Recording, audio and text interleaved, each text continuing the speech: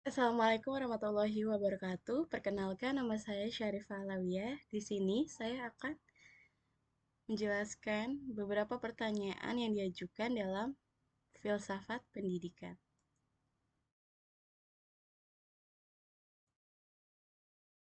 Filsafat ilmu pendidikan. Pertama, jelaskanlah makna dari pemikiran aliran filsafat pendidikan idealis, materialis, dan realis.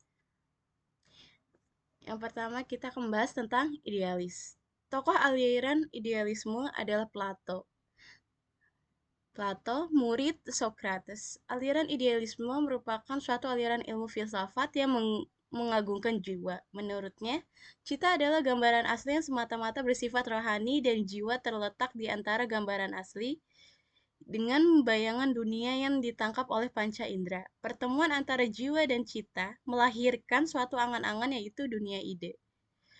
Aliran ini memandang serta menganggap bahwa yang nyata hanyalah ide. Sekarang, aliran filsafat pendidikan realis. Aliran ini berpendapat bahwa dunia rohani dan dunia materi merupakan hakikat yang asli dan abadi. Kneller membagi realisme menjadi dua. Yang pertama, realisme rasional, memandang bahwa dunia materi adalah nyata dan berada di luar pikiran yang mengamatinya.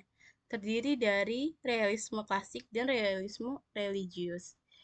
Yang kedua, realisme natural ilmiah, memandang bahwa dunia yang kita amati bukan hasil kreasi akal manusia, melainkan dunia sebagaimana adanya dan substansialitas sebab akibat serta aturan-aturan alam merupakan suatu penampakan dari dunia itu sendiri. Aliran filsafat pendidikan materialisme. Aliran ini berpandangan bahwa hakikat realisme adalah materi, bukan spiritual atau supernatural. Demokritos merupakan pelopor pandangan materialisme klasik yang disebut juga atomisme. Demokratis beserta para pengikutnya beranggapan bahwa segala sesuatu terdiri dari bagian-bagian kecil yang tidak dapat dibagi-bagi lagi, atau yang disebut atom-atom, atau merupakan bagian dari yang begitu kecil sehingga mata kita tidak dapat melihatnya. Atom-atom ini bergerak sehingga dengan demikian membentuk realitas pada panca indera kita. Kedua, jelaskanlah makna aliran pemikiran filsafat pendidikan. Filsafat merupakan suatu hal yang utama untuk pemecahan masalah dalam kehidupan manusia. Sedangkan pendidikan adalah suatu bidang ilmu pengetahuan yang tujuan utamanya adalah mengembangkan potensi individu. Seseorang yang sedang menuntut ilmu, pendidikan dituntut untuk memikirkan masalah-masalah hakiki mengenai pendidikan. Pemikiran mengenai masalah-masalah pendidikan baik dalam lingkup luas maupun mengerucut akan lebih terasa melalui filsafat pendidikan. Hal tersebut membuat pelajar atau praktisi pendidikan lebih kritis dalam memandang persoalan pendidikan. Di samping itu, filsafat ini juga akan membuat pelajar untuk merenungkan masalah hakiki pendidikan yang secara otomatis akan memperluas cakrawala berpikir dan menjadi lebih arif dalam memahami persoalan pendidikan. Filsafat pendidikan akan menuntut pelajar untuk berpikir reflektif menggunakan kebebasan intelektual yang bertanggung jawab.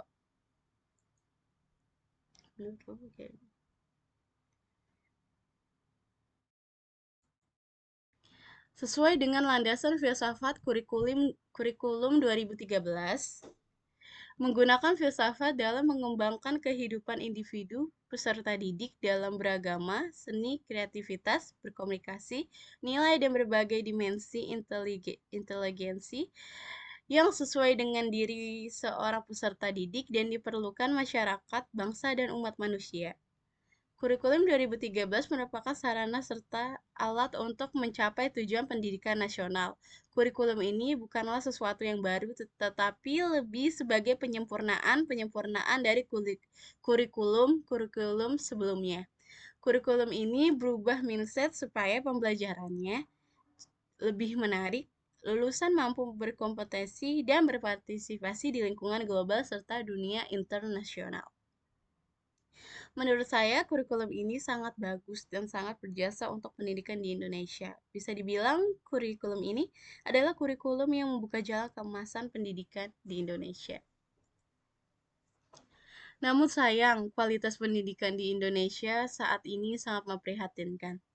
Hal ini dibuktikan dengan data UNESCO pada tahun 2000 tentang peringkat indeks pengembangan manusia, Human Development Index, yaitu komposisi dari peringkat pencapaian pendidikan, kesehatan, penghasilan per kepala. Dari hal itu dapat dilihat bahwa indeks dan kualitas pendidikan di Indonesia yang kurang dapat terlihat jelas bahwa pendidikan di Indonesia dalam masalah. Masalah yang serius dalam peningkatan mutu pendidikan di Indonesia adalah rendahnya mutu pendidikan di berbagai jenjang pendidikan, baik pendidikan formal maupun informal. Dalam hal itulah yang menyebabkan rendahnya mutu pendidikan yang menghambat penyediaan sumber daya manusia di Indonesia. Ada beberapa faktor yang menyebabkan kualitas pendidikan di Indonesia masih rendah. Salah satu faktornya adalah mahalnya biaya pendidikan. Contohnya adalah jika seorang ibu ingin menyekolahkan anaknya, meskipun sekolah tersebut gratis, sang ibu tetap harus mengeluarkan biaya untuk peralatan sekolah seperti seragam, alat tulis, dan sepatu. Dan terkadang biaya yang dikeluarkan melebihi biaya yang ditanggung pemerintah. Yang kedua, sarana dan prasarana masih kurang memadai. Contohnya, pada saat ini banyak sekolah-sekolah yang tidak memiliki perpustakaan, ruang UKS, dan bahkan WC yang layak pakai. Hal itu seringkali disebut masalah kecil yang tidak penting dan diabaikan. Padahal masalah itu menjadi masalah yang sangat penting karena sangat berhubungan dengan proses belajar mengajar para siswa atau siswi di suatu sekolah. Sebenarnya masih banyak lagi contoh masalahnya, namun untuk mempersingkat waktu, kita hanya mengambil dua contoh saja. Empat, jelaskan Mas.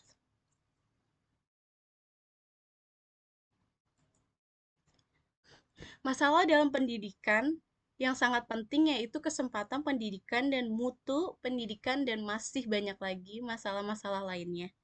Dalam hal ini, terkait dengan kesempatan pendidikan yang adil bagi semua warga negara telah dinyatakan dalam undang-undang yang masih ditunggu-tunggu oleh semua warga negara, yaitu realita dari pernyataan tersebut.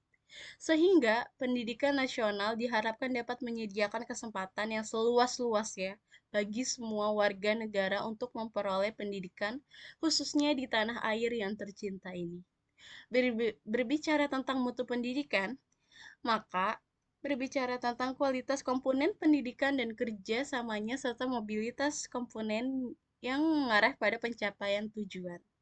Peningkatan kesempatan pendidikan atau pemerataan pendidikan dalam rangka mencerdaskan kehidupan bangsa telah banyak langkah-langkah yang ditempuh melalui cara konvensional atau yang bisa dibilang kesepakatan dan kebiasaan.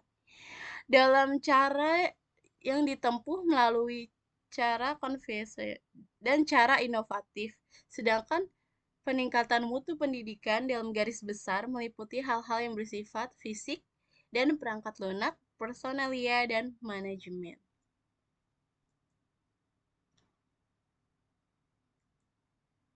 Sekian dari saya. Wabillahi wa taufiq wal hidayah. Wassalamualaikum warahmatullahi wabarakatuh. Happy watching.